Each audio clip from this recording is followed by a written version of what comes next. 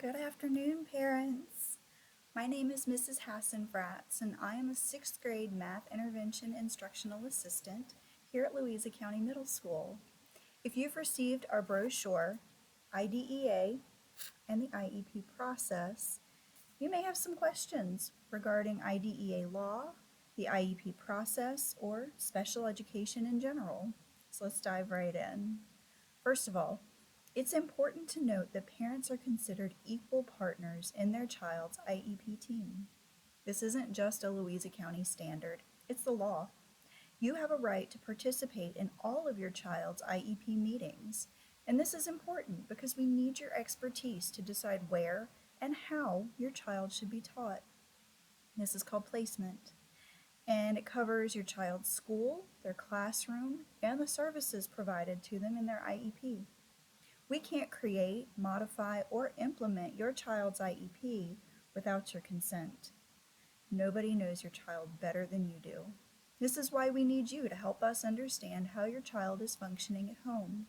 This allows us to analyze your child's weaknesses as well as their strengths and to identify their current level of academic skill. You can help us to develop measurable educational goals that are ambitious yet realistic for your child. Finally, we need to work together to understand if your child's IEP is meeting the specific educational needs that they have. So you may be wondering, how do I get started? Well, if you suspect that your child needs special education services, the first step is to contact the school and request a formal evaluation. This is known as referral. IDEA law requires public schools to participate in a program called Child Find, in which school districts identify, locate, and evaluate every child who may have a disability requiring special education services.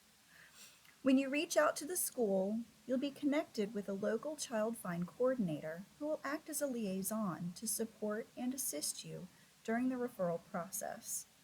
From here, the school reviews your child's file and responds to the referral in one of three ways. They may recommend preliminary screening to determine if evaluation is appropriate. They may agree to proceed with a full and individual initial evaluation, or they may decline to evaluate. Evaluation may consist of a number of assessments designed to help the evaluation team determine if your child has a disability. The evaluation team also documents what your child can do on their own and what they need help with.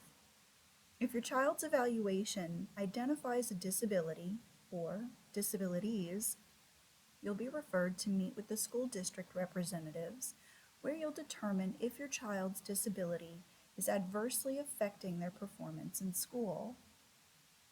IDEA law specifies which disability categories qualify for special education services. There are 13 categories recognized by IDEA.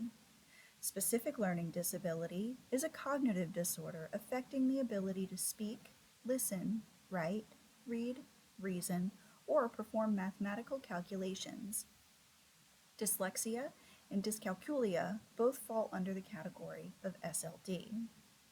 Other health impairment is a condition that negatively affects a student's strength, stamina, or alertness. ADHD falls under this category. Autism spectrum disorder is a developmental disability that primarily affects a student's social and communication skills. Behaviors may also be adversely impacted with ASD. Emotional disturbance encompasses a range of mental health issues like anxiety, OCD, and depression. Speech or language impairment may refer to trouble pronouncing words or difficulty understanding others. Visual impairment, including blindness. Now for this category, if eyewear can correct the problem, it doesn't qualify. Deafness includes children who cannot hear even with the use of hearing aids. Hearing impairment covers hearing loss that doesn't fall under the category of deafness. Deaf-blindness refers to severe hearing and vision impairment. Orthopedic impairment refers to a bodily disability, like cerebral palsy. Intellectual disability encompasses students with lower than average intellectual capabilities. Traumatic brain injury refers to brain damage caused by physical trauma. And finally, multiple disabilities. This is a term used to categorize students with more than one disability as defined by IDEA. Your child's IEP will consist of several key components designed to specifically address your child's educational needs as they pertain to their disability.